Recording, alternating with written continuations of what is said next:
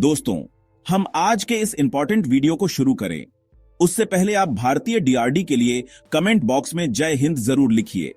बड़ी खबर यह है कि डीआरडी ने इस बात को कंफर्म कर दिया है कि डीआरडीओ एक ऐसे लेजर सिस्टम पर काम करना शुरू कर चुका है जिसे आने वाले समय में भारत जितने भी नए फ्यूचरिस्टिक लेजर वेपन्स को तैयार करेगा उसमें इसका इस्तेमाल किया जा सकता है। दूसरी खबर भारत, रूस, कनाडा से सामने निकल के आ रही है, जहां पर अब कई खालिस्तानी समर्थक संगठनों ने यह कहना शुरू कर दिया है कि भारत ने रूस के साथ मिलकर के निज्जर को मरवा डाला। तीसरी खबर भारत अमेरिका की उस डिफेंस डील से सामने निकल के आ रही है जिसके बाद पाकिस्तान हो या फिर भारत के कई पड़ोसी देश, इनकी चिंताएं कई गुना ज्यादा बढ़ चुकी हैं क्योंकि अब भारत एक नई स्ट्रेटेजिक पार्टनरशिप को करने की तैयारी में है। चौथी अपडेट भारत के कॉमर्स, एक्सपोर्ट और इसके अलावा जो क्रॉस बॉर्डर पेमेंट सिस्टम है इससे सामने निकल के आ रही है, जिसमें भारत जल्द ही अराउंड $2 ट्रिलियन के एक्सपोर्ट पोटेंशियल हासिल करने वाला है क्योंकि हम अपने इंफ्रास्ट्रक्चर को कुछ इस तरीके से एस्टेब्लिश कर रहे हैं। आइए आज के इस वीडियो में सारी इंपॉर्टेंट अपडेट डिटेल्स में आपको बताते हैं। यदि आपको हमारी ये न्यूज सीरीज पसंद आ रही है तो वीडियो को लाइक और चैनल को सब्सक्राइब जरूर कीजिएगा। सबसे पहले डीआरडीओ के हथियार की बात की जाए, जहां पर डीआरडीओ ने खुद इस बात को कंफर्म कर दिया है कि यह एक पल्स फाइबर लेजर सोर्स को डेवलप कर रहे हैं। ये एक ऐसी टेक्नोलॉजी है जिसमें फाइबर का इस्तेमाल करते हुए लेजर पावर को एक जगह पर कलेक्ट करके किसी चीज पर आसानी से हमला किया जा सकता है और भारत का यह कदम भारतीय रक्षा क्षेत्र में बहुत इंपॉर्टेंट साबित होने वाला है, जिससे न सिर्फ भारत की रक्षा क्षमताओं में वृद्धि होगी बल्कि भारत वैश्विक स्तर पर भी अपनी स्थिति को आसानी से मजबूत कर सकता है।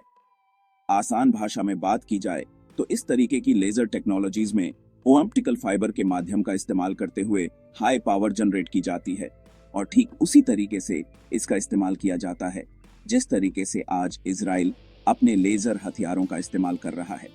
ऐसे सिस्टम की खासियत यही है कि इसमें हाई एनर्जी होती है और यह काफी दूरी पर उड़ रहे किसी भी शख्स को आसानी से हिट कर सकते हैं। भारत, कनाडा, रूस से सामने निकल के आ रही है, जहां पर अब भारत के प्रधानमंत्री, नेशनल सिक्योरिटी एडवाइजर, विदेश मंत्री पर एलिगेशन लगाने के बाद खालिस्तानी समर्थकों ने रूस पर एलिगेशंस लगाने शुरू कर दिए हैं। यहां पर एसएफजे यानी कि सिख फॉर जस्टिस नाम के संगठन ने कनाडा में रूसी राजदूतों पर गंभीर आरोप लगाने शुरू कर दिए हैं। इस खालिस्तानी संगठन का कहना है कि रूस ने भारत के साथ मिलकर के निज्जर को मरवा डाला और अभी तो मेन डिटेल्स आपको सुननी बाकी हैं।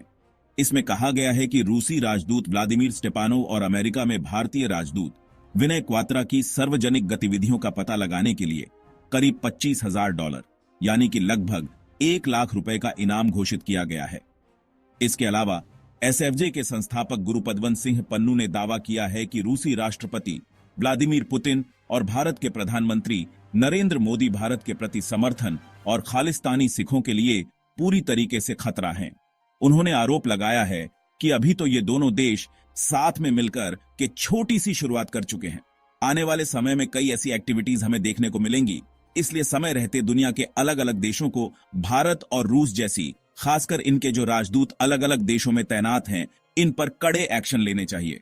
लेकिन क्या आपको लगता है कि वाकई रूस की मदद लेकर के भारत ने काम किया है या फिर भारत उतना कैपेबल है कि हम इस तरीके के काम खुद से कर सकते हैं?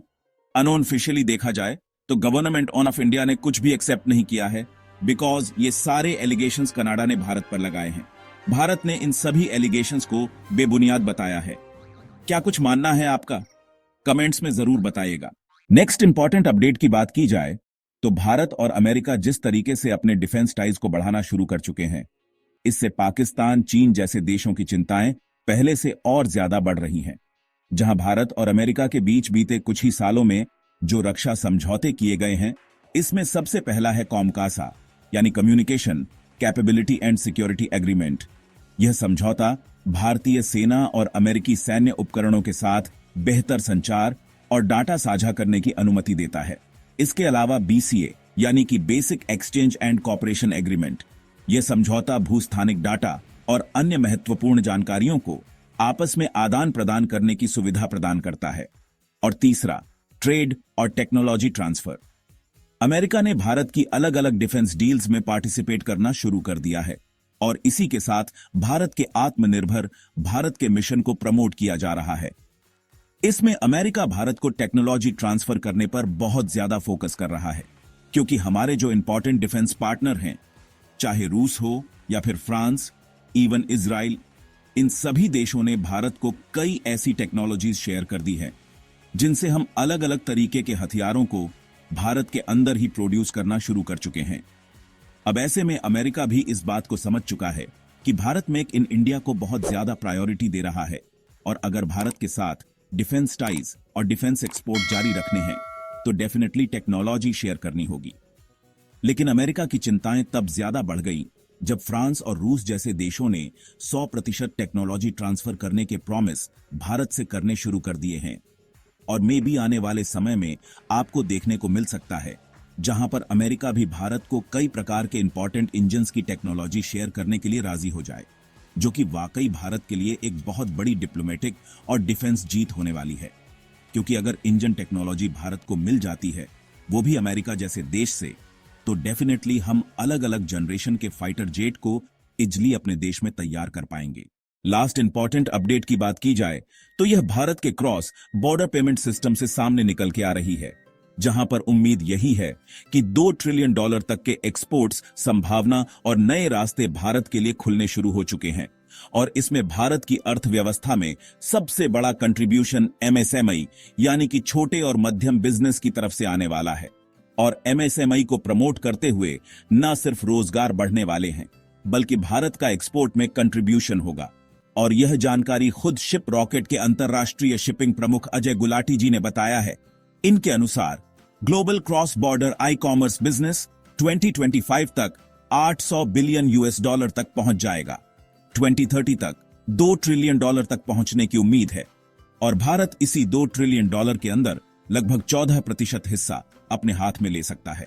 चाहे हमारे देश के अंदर तैयार की जा रही हैंडमेड क्राफ्ट सिस्टम हो या फिर अलग अलग इलेक्ट्रॉनिक चीजें, इसे हम प्रमोट कर सकते हैं। और स्पेशली एमएसएमई की बात की जाए तो भारत में लगभग 6 करोड़ 30 लाख एमएसएमई हैं, जो देश की कुल इंडस्ट्रियल प्रोडक्शन का 45% और एक्सपोर्ट में 40% का योगदान देती है।